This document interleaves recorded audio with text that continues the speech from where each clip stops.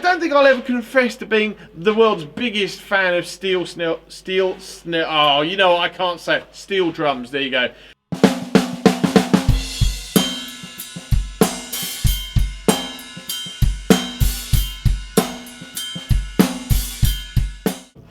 So when I started playing in the mid-1980s, steel snare drums were definitely a thing. I'm not saying they're not a thing now, but they were definitely something that you saw a lot of. And from memory, certainly in fact, the case in point really, the Grandstar kit that I have came, I think, as a sort of standard. The standard metal snare drum that was sort of with the Grandstar line was the Powerline 106. I have one over there, in fact, and I've done a video on that separately. But I remember seeing numerous people playing sort of Grandstars and things, and playing steel snare drums. As I said, it was very much a thing in the mid-80s, but I don't think I'll ever confess to being the world's biggest fan of steel snare. Oh, you know what? I can't say it. Steel drums. There you go.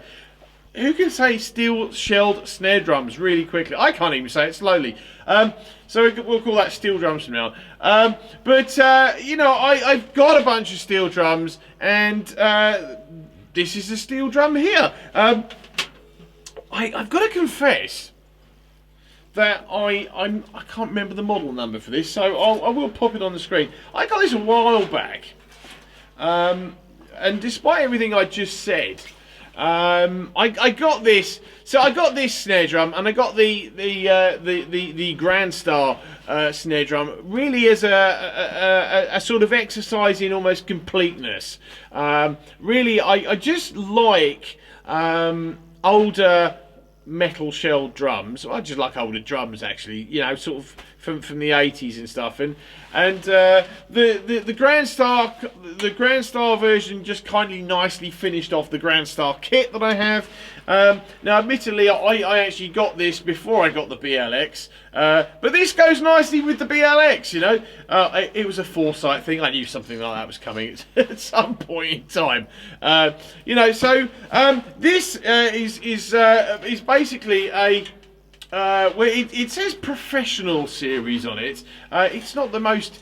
It's not that much of a looker, really. But again, I think this is very, very representative of the time, which is sort of mid to late 80s, and you can tell that really because of the lines and the shell and that was always a bit of a giveaway. I mean, the first snare drum I had a very similar sort of like multi-beaded design to it, and even the Grandstar has got very small sort of lines in it. I think that was just a thing at the time, but this has got it's the same sort of mechanism that the free floaters have got, actually. Obviously it's not a free floating shell, but it's got the old pearl sort of bridge design. I'm not really sure what the actual name of that is, but it's got that all works perfectly. It's got the internal muffler,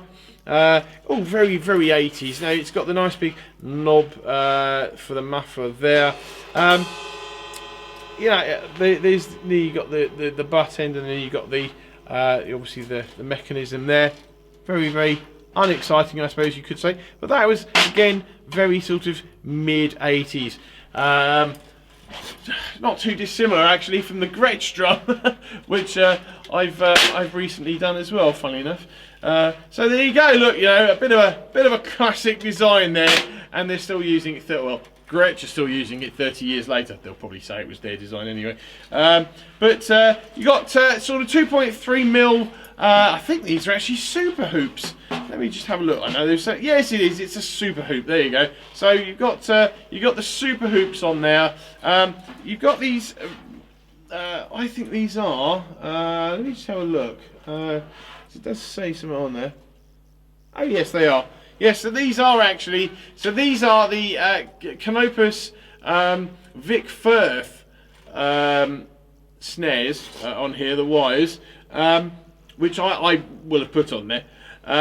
but I think well, you know what? I will have changed the heads on this when I got it. I didn't pay that much for this actually. This is one of the great things about like you know. 80s steel snare drums, or metal snare drums in general. You can get a great quality drum for not a lot of outlay. You might have to change the heads, but you know, again, you can argue that with any snare drum that you buy. This I got this a little while ago. Not that long. I think I got this in 2020. But you know what? It's a professional series drum. It is made in Japan. Again, same as the Grand Star. That was made in Japan as well. You know, it's just I think these drums were made in an age where, dare I say, you know, they weren't churning out you know, stuff quite as much as they might be now. And I think to a degree it possibly shows. This is the shell is great on this. You know, there's no pitting. There's maybe a little bit of the chrome work has gone on the hoops here and there. There's a little bit of rust on the tension rods, but it's, you know, if I was that bothered about it, I'd clean it. I'm not, quite frankly. But I mean, I think possibly the only thing that I could do to this drum, with this drum, is maybe change the washers. It's got the good old-fashioned metal washers on there. If I put nylon washers on there, might make a bit of difference, you know. But generally, though, I mean, this is, as I said, this is in, you know, I would say sort of 8.5 out of 10 sort of condition, really. As I said, apart from the little bit of loss of chrome there, I mean, it's the odd little mark on the shell, but we're talking not very much. I mean, there's a little tiny sort of scratch sort of type thing there, but you know. Yeah, these can be great drums, and I think there's a reason why they were quite so popular as they were at the time, as I said, in the sort of mid to late 80s. But you know what? These are great because I've seen these. I think I paid about 160 for this. I subsequently saw another one up for. You know what? I've seen them up for 99. That it's pounds, obviously. 99 to 100, 99 to about 120. So I paid about 160 for this all in, I think. May have been a little bit less, and I've seen them go up to 200 as well. So you know, it's kind of a little bit of a scope on the pricing there, but you can pick these up for next to nothing really. And you know, I've got a white suede ambassador on the top there, and just the regular clear ambassador. Sorry, it's a clear diplomat actually. Got a clear diplomat on the bottom. But you know, there's not really that much to say. I mean, the offerings that you got. If you're like me and you're kind of waving at 50 and you were playing in the 80s, you know, there was a point where you didn't have quite as much choice as you do now. There are more drum builders now. There are more small companies now. There are people willing to obviously build whatever the hell you want. You just didn't have that when I started playing in the 80s. But this is an example of some great ideas, mainly sort of, you know, this sort of stuff. Oh, I forgot to talk about the edges actually. We'll talk about the edges first. So, there is actually a snare bed on this, despite the fact that it's got this mechanism. And the whole point of this mechanism really, as I think I've actually discussed on the, it will be the 14x8 free floater, because as I said, it's the same mechanism, or same basic principle anyway, is that here we go. I'm not going to have a time to basically do a full spin of this, but hey, to be honest, if you've seen one part of it, you've seen all of it. So this part here, instead of just going as per most normal snares, that going over and then pulling down on the you know, sort of into the snare bed onto the head, basically it puts it in at an angle so it comes in flat. And it basically, whoop, it just basically means that the snares are lying a little bit more flat and flush to the head. I kind of think it's very similar to sort of the Dynasonic principle.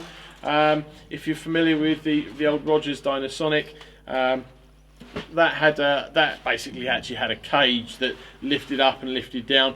But it's a similar sort of thing, because the cage kept the snares sort of in a position where they kissed the head rather than dug in against it and applied pressure. And it's the same sort of thing there. So but some great ideas, some nice ideas, some nice drums. As I said, I mean, it's just it's one of those things that I think was built to be a workhorse, and that's probably all it's ever going to be. But so I think the thing really as to why I kind of moved away from steel drums is just, I think once you get used to hearing like brass and aluminium, and you kind of start to hear the nuances and the differences in the sound.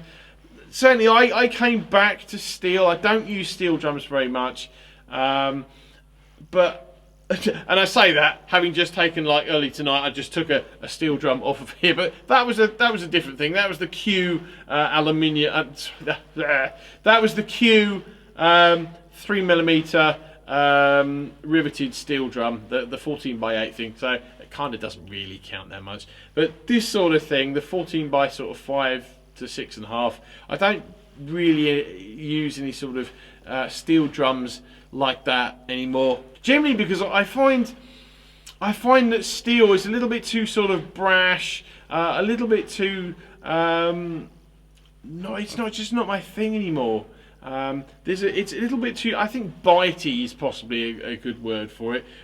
Just to my ear, sounds a little bit bitey, and I don't know, maybe I could go full 80s on it and put a pinstripe on it. Yeah, I don't know, but or better still, and this is something you need to go right back in the catalogue for, a CS Dot pinstripe. Yes, they did make them, and they were in the catalogue certainly in the 80s and probably the 90s as well. But they used to do, Remo used to do a pinstripe head with a dot on it. So there you go. This one for you can look up. If I can find a photo of it, I'll put a photo up. But they did used to do one, and they used to use them on snare drums. Maybe I should do that for that kind of 80s sound. But yeah, I don't use this sort of drum very often, really, because it's a little bit too sort of bitey, and it's just a little bit too I can't think of the right word really. Just a little bit too sort of rough for me. I prefer other things. You know what? I like it. It sounds good. I haven't played it for a while. I don't think I've ever actually recorded anything with it, so this will be interesting for me. This is what it sounds like. Thanks for watching. See you next time.